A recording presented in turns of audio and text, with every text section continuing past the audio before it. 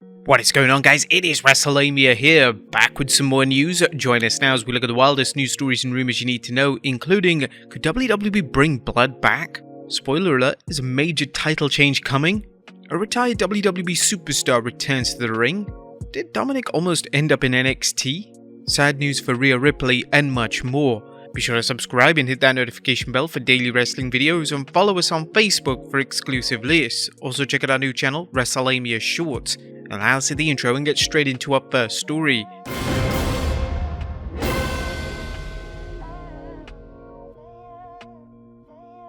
Our first story looks at, is WWE bringing blood back to Raw? Atop of today's news are comments from WWE President Nick Khan that suggest fans could see blood during Raw's third hour. Now, we're not referring to how the red brand often gets bloodied in the ratings during the Monday Night Football season, but the possibility of the WWE bringing blood back to the show's third hour. Khan spoke with Lightshed Partners about the WWE's merger with Endeavor and discussed Raw's third hour. Look, when we're specifically talking about the 10 to 11 hour on Raw, we're specifically talking to NBCU and ourselves about what we do with that moving forward. We asked, what if we do if we tweet this? That 10 to 11 hour, it is basically cable, it's not broadcast, as you know. We think that NBCU would be supportive, but we're not on a final conclusion of that. The WWE hasn't used blood on TV or pay-per-view in years, with the rare exceptions, typically due to in-ring accidents such as Finn Balor being busted open at Wrestlemania 39 after Edge threw a ladder at his head. It's difficult to imagine what benefits the WWE would see by changing its policy. The negatives are more apparent, including blowback from advertisers and concerns about wrestlers' health. Next up, Night of Champions, all about the tribal chief? Is the WWE's upcoming Saudi Arabia PLE Night of Champions going to be a night to celebrate Roman Reigns? And if so, is that the reason WWE scrapped its original plans for the King of the Ring Queen's Crown and replaced the show with Night of Champions? That's a theory being put forward by Give Me Sports' Louis Danger, who wrote, "It seems like the likely reason Triple H changed his plans have now been revealed, and a lot of it has to do with Roman Reigns. May 27 marks the 1000th day of Roman's run as Universal Champion, and WWE looks to be celebrating the incredible milestone at Night of Champions next month." He added that WWE has internally confirmed that Reigns will defend the Undisputed Championship at the show. There's no word yet on who Reigns' opponent will be. There is still debate on whether the original King of the Ring Queen's Crown show was scrapped due to Vince McMahon's return to the company and McMahon overruling Triple H. There are no reports that the men's and women's tournaments have been cancelled or whether they'll be held sometime in 2023. What do you think led to the WWE replacing its Saudi Arabia show with Night of Champions? Let us know in the comments down below. Next up, a spoiler alert, as it could be a major title change coming. There is a possible spoiler alert, so skip to our next story if you don't want to hear about a major title change. Now, there's speculation that Night of Champions could also lead to a title change, not necessarily at the show itself, but beforehand in order for the Undisputed Tag Team Championship to be defended at the show. Wrestle Talk seems to believe that Triple H may have to take the tag titles off Sami Zayn and Kevin Owens if the WWE wants to maintain Night of Champions' tradition of every WWE Championship to be defended. This brings up a problem, as Kevin Owens and Sami Zayn rather famously do not travel to Saudi Arabia for WWE's events in the Kingdom, meaning that it's entirely possible, if not incredibly likely, that the Usos recapture the titles from Owens and Zayn sometime between now and May 27th. This story is speculative at this point, but it does raise a good point that the WWE will have to scramble if it wants to have every title on the line on its May 27th show. There are possibilities besides doing a title switch. For example, there have been rumors that Sami Zayn and Kevin Owens might work this year's show, although this would be a major policy change by Saudi Arabia's government. They could also set up some kind of injury angle where Sami and KO retain the titles but are unable to defend them in Saudi Arabia. It's also possible they could take the belts off Sami and KO and put them on another team. It's not as if the Usos are the only capable team in the WWE. Next up, Eric Bischoff shares the secret to making All In a success. A former WCW president, Eric Bischoff, is sharing some advice for AEW president Tony Khan on how to guarantee AEW's All-In event at Wembley Stadium will be a success.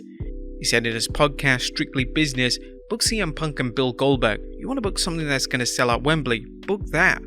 Bill Goldberg's last match against CM Punk? Dare you, grab your balls, TK. At the same time, it doesn't sound like Eric has much use for a wrestling straight-edge superstar. He added, I think Wembley's going to do great with or without Punk. I would prefer if it was Tony Khan to do it without Punk, because that makes a real statement, right? Who drew the house? Did AEW draw the house, or did CM Punk draw the house? I would absolutely not book CM Punk on that show, even though I would know that doing so would ensure more sales. I wouldn't do it. I wouldn't sell my soul to that piece of garbage. What do you guys think of Eric Bischoff's takes on things? Should AEW try and book Goldberg vs Punk at Wembley? Do you think Goldberg and Punk would sell out Wembley? Let us know in the comments down below. Next up, a big night at Impact Rebellion pay-per-view. A Sunday's Rebellion pay-per-view was a big night for Impact Wrestling and its fans as 2 new world champions were crowned and a former world champion returned to the company. Wrestling News' Paul Davis reports that Steve Maclin defeated Kushida to win the Impact World Championship, while Deonna Purrazzo defeated Jordynne Grace to win the company's Knockouts Championship. Coincidentally, both world title matches were booked to fill vacant championships, as Josh Alexander and Mickie James respectively had to relinquish their belts due to injuries. In addition, former Impact World Champion Nick Aldis returned to the company, confronting Maclin after he defeated Kushida.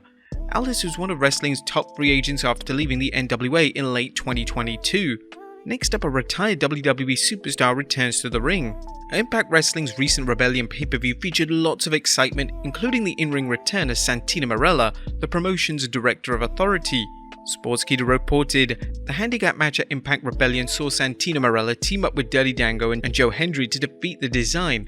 The odds saw Marella go 3 against 4, but they were ultimately successful. As they noted, Santino hasn't wrestled since 2014. Based off social media reports, it appears that the fans popped big time for him, including when he used his Cobra finish. Next up, did Dominik almost end up in NXT? Dominik Mysterio is one of wrestling's top heels right now, but according to Dave Meltzer, ex-Con Dom nearly ended up on the Black and Gold brand. Meltzer wrote in last week's Wrestling Observer newsletter that, while there's no chance of this happening now, before the decision to start the Rey vs Dominik program, there was serious thought given to sending Dominik to NXT. There's no word on why WWE wanted to send him to NXT, but his heel turn has elevated his career to heights few would have ever imagined. Next up, a legendary manager still gets royalty checks from WCW. WCW has been out of business since 2001, but manager and musician Jimmy Hart is still getting paid for his work in the promotion. The Mouth of the South shared this interesting info during his appearance on Busted Open Radio.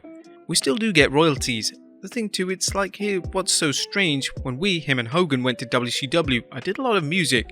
Eric Bischoff signed us to be part of the music too.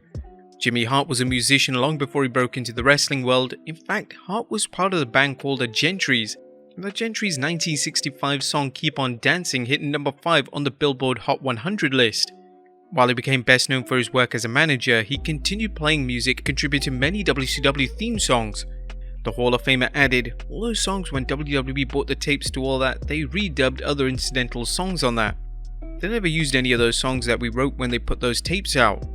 As those familiar with the music industry probably know, songwriters can build up quite the bankroll when they pen a successful song that they can receive royalties from whoever performs the song.